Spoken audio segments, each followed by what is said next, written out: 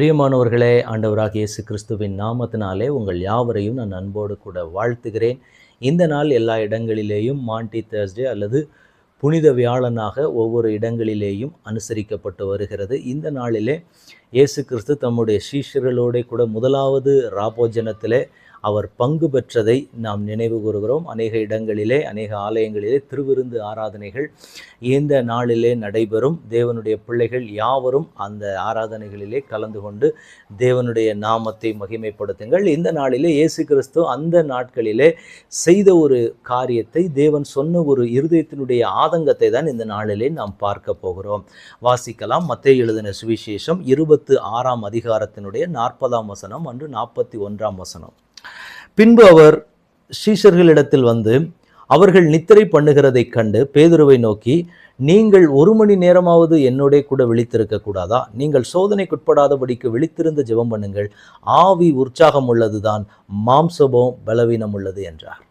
இந்த வார்த்தையை கேட்டுக்கொண்டிருக்கிற எனக்கன்பான தேவனுடைய பிள்ளைகளே, இயேசு கிறிஸ்து தன் சீஷர்களோட கூட சேர்ந்து சீஷர்களுடைய கால்களை கழுவி ராப்போஜனத்தை முடித்து இயேசு கிறிஸ்து ஜெபிக்கிறதற்காக கெத்செமனே தோட்டத்திற்கு வருகிறார். மறுநாள் அவர் சிலுவையிலே ஒப்பு கொடுக்கப்பட போகிற ஒரு வேளை, சிலுவையிலே அவர் காட்டி கொடுக்கப்பட்டு அவர் சிலுவையிலே அறையப்படுவதற்கு பஸ்கா ஆயத்தப்படுத்தக்கூடிய அந்த ஒரு நேரம். இந்த இடத்துல என்ன சம்பவம் நடக்குது அப்படின்னு பார்க்கும்போது, அவர் சீஷர்களோட கூட தனித்து போய் ஜெபிக்கலாம் அப்படின்னு சொல்லி போகிற பொழுது சுற்றிலும் இருக்கிற சீஷர்கள் எல்லாருமே நித்திரை செய்து கொண்டிருக்கிறார்கள். அவர்களை ஆண்டவர் சொன்ன ஒரு வார்த்தை, 1 மணி நேரமாவது விழித்திருந்து ஜெபிக்க கூடாதா? அவங்களுக்கு அடுத்து நடக்க போகிற சூழ்நிலையும் காரியங்களும் என்ன என்பது தெரியாது. முன்பாகவே ஆண்டவர் சொல்லுவார், 2 நாளைக்கு பின்பு பஸ்கா பண்டிகை வருகிறது, அந்த பஸ்காவிலே கிறிஸ்து பலியாக ஒப்பு கொடுக்கப்படுவார் என்று சொல்லி. ஆனால் அந்த ஜனங்களுக்கு அதை குறித்த உணர்வு இல்லாதபடிக்கு எப்படி நடந்து கொள்றாங்க அப்படின்னு பார்க்கும்போது, அந்த ஜனங்களுக்கு இரவு நேரத்தில் நித்திரையாக இருக்கிற ஒரு ஜனங்களாக அவர்கள் இருக்கிறார்கள். சீஷர்களை பார்த்து ஆண்டவர் சொல்லுகிறார், நீங்க நித்திரை பண்றது என்ன? 1 மணி நேரமாவது விழித்திருந்து ஜெபிக்க கூடாதா? நீங்கள் சோதனைக்கு உட்படாதபடிக்கு விழித்திருந்து ஜெபம் பண்ணுங்கள். ஆவி உற்சாகம் உள்ளதுதான், ஆனால் மாம்சமோ பலவீனம். மாம்சத்துல உங்களுக்கு பலவீனம் இருக்கலாம், ஆனால் ஆவி உற்சாகம் உள்ளது. 1 மணி நேரமாவது ஜெபிக்கலாமே. இந்த வார்த்தை தான் இன்றைக்கு ஆண்டவர் நமக்கு கேட்கிறார். 1 மணி நேரமாவது இன்றைக்கு ஆண்டவருடைய சமூகத்திலே ஜெபிக்கிறதற்கு நாம் ஒப்பு கொடுக்கிறோமா? நாம சோதனைக்கு உட்படாதபடிக்கு. ஏன்னா இன்றைக்கு இருக்கக்கூடிய காலகட்டங்கள், சூழ்நிலைகள் எல்லாமே நாம பார்த்திருக்கிறோம். எல்லா இடங்களிலேயும் போர், எல்லா இடங்களிலையும் பயங்கரமான பாதிப்புகளின் சூழ்நிலைமைகள், செய்திகளை நாம் கேட்டுக்கொண்டிருக்கிறோம். அப்ப நாம என்ன ஜெபிக்கணும் அப்படின்னா, ஆண்டவரே, இந்த சோதனைகளுக்குள்ளாக நானும் என்னுடைய சந்ததியும் சிக்கிக்கொள்ளாதபடிக்கு, என் குடும்பம் இப்படிப்பட்ட போராட்டங்களிலே வாதைகளிலே சிக்கிக்கொள்ளாதபடிக்கு நாம விழித்திருந்து தேவ சமூகத்திலே ஜெபிக்க வேண்டியது அவசியமாக இருக்கிறது. இதை தான் ஆண்டவர் அன்றைக்கு சொன்னார். அந்த ஜனங்களுக்கு அந்த உணர்வு இல்லை. ஏனென்றால் இயேசு கிறிஸ்துவுக்கு தெரிகிறது, நாம் காட்டி கொடுக்க போகிற வேளை வந்து விட்டது. 2-3 முறை ஆண்டவர் போய் ஜெபித்து கொண்டு வருவார். இந்த பாத்திரம் என்னை விட்டு நீங்க கூடுமானால் நீங்கட்டும், ஆனால் என்னுடைய சித்தத்தின்படி அல்ல, உம்முடைய சித்தத்தின்படியே ஆகக்கடவுதுன்னு சொல்லி கலங்கினவராய் தன்னுடைய வியர்வையெல்லாம் இரத்தமாகிற அளவுக்கு ஒரு வேதனையின் உச்சத்தில். ஏன்னா உலகத்தினுடைய சகல பாவங்களும் இன்றைக்கு இயேசுவின் மேல வந்து நிற்கிறது. அந்த வேதனைக்குள்ளாக இயேசு நிற்கிறார்.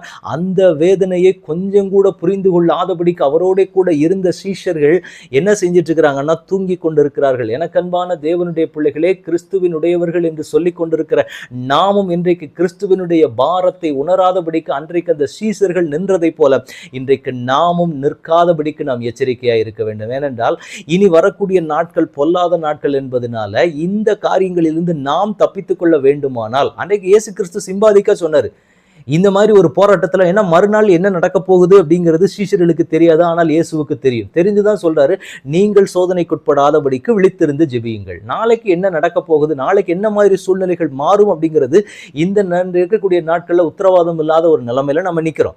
அப்ப அப்படிப்பட்ட நிலைமையில நிற்கிற நாம எந்த அளவுக்கு தேவ சமூகத்தில் நின்று நாம ஜெபிக்கணும்? அட்லீஸ்ட் 1 மணி நேரமாவது, 23 மணி நேரம் நீங்க மற்ற காரியங்களை பார்த்துக் கொள்ளுங்கள், 1 மணி நேரமாவது விழித்திருந்து என் சமூகத்தில் நின்று நீங்கள் ஜெபித்தால் மட்டும்தான் இனி வரக்கூடிய நாட்களிலே நாம் தப்பித்துக் கொள்ள முடியும். அதை தான் இயேசு கிறிஸ்து கெத்செமனே தோட்டத்தில் அவ்வளவு உருக்கமாய் தேவ சமூகத்தில் ஜெபிக்கிறார். ஆனா கூட இருந்த சீஷர்கள் எல்லாரும் தூங்கி கொண்டிருக்கிறவர்களாயிருக்கிறார்கள். மாம்சம் பலவீனம், மாம்சம் அப்படி இருக்கு இப்படி இருக்குன்னு இன்னைக்கு நம்ம சொல்ல முடியாது. ஆவி உற்சாகம் உள்ளதுதான். ஆனால் இனி வரக்கூடிய பொல்லாத காலங்களிலிருந்து நாம் தப்பித்து கொள்ளணும் அப்படின்னா கண்டிப்பாக ஒரு மணி நேரமாவது உங்களுக்காகவும், உங்கள் குடும்பத்திற்காகவும், உங்கள் பிள்ளைகளுக்காகவும், பிள்ளைகளின் பிள்ளைகளுக்காகவும் நீங்கள் முழங்கால நின்று தான் ஆக வேண்டும். ஏனென்றால் நாட்கள் கொடியதாக இருக்கிறது. சத்துரு யாரை விழுங்கலாம் என்று சொல்லி வகை தேடி கொண்டிருக்கிறான். எனவே நாம தேவ சமூகத்தில் நின்று நம்முடைய குடும்பங்களை ப்ரொடெக்ட் பண்ண வேண்டியது நம்முடைய கடமையாக இருக்கிறது. ஆண்டவருடைய சமூகத்தில் ஒப்பு கொடுக்கலாம். ஆண்டவரே, அன்றைக்கு சீசர்களிடத்தில் எக்ஸ்பெக்டேஷனோட போனீங்க, அவங்க உங்கள் சித்தத்தை நிறைவேற்றலை, ஆனால் இன்னைக்கு நாங்கள் நிற்கிறோம்ப்பா, நாங்கள் உங்கள் சமூகத்தில் நின்று ஜெபித்து உங்களுடைய பாரத்தை எங்களுக்கு கொடுங்க, அதை நாங்கள் ஏற்றுக்கொண்டு ஜெபிப்போன்னு ஆண்டவரிடத்தில் ஒப்பு கொடுக்கலாமா? தகப்பனே, உடைய கரத்தில் எங்களை முழுவதுமாக ஒப்பு கொடுக்கிறோம். சேனைகளின் தேவனாகிய கர்த்தர், அப்பா, அன்றைக்கு உங்களுடைய சீஷர்களிடத்தில் சொன்னீங்க ஆண்டவரை, 1 மணி நேரமாவது விழித்திருந்து ஜெபிக்க கூடாதான்னு சொல்லி, ஆண்டவரை இன்றைக்கு எங்களை உங்களுடைய பாதத்தில் ஒப்பு கொடு. அன்றைக்கு சீஷர்கள் அதை உணராமல் போயிட்டாங்க ஆண்டவரை. அதே தவிர இனி நாங்கள் செய்ய போகிறதில்ல. உங்கள் பாரத்தை, உங்கள் ஏக்கத்தை எங்களிடத்துல சொல்லுங்க. 1 மணி நேரமாவது உங்கள் சமூகத்தில் நின்று அதை நாங்கள் பூர்த்தி செய்வோம்னு சொல்லி இந்த நாளில் உங்க சமூகத்தில் ஒப்பு கொடுக்கிறோம். ஆண்டவரே, நீர் கெத்செமனே தோட்டத்தில் ஜெபித்த அந்த ஜெப ஆவியை எங்களுக்குள்ளாக கொடுத்து நீங்க நடத்தும்படி உங்களுடைய சமூகத்தில் எங்களை முழுவதுமாக ஒப்பு கொடுக்கிறோம். சேனைகளின் தேவனாகிய கர்த்தர் எங்களை ஆண்டு கொள்ளுங்க. அந்த ஜெபிக்கிற ஜெப ஆவியை கொடுத்து நீர் எங்களை நடத்துங்க, வழி நடத்துங்க, பாதுகாத்துக் கொள்ளுங்க, பலப்படுத்துங்க.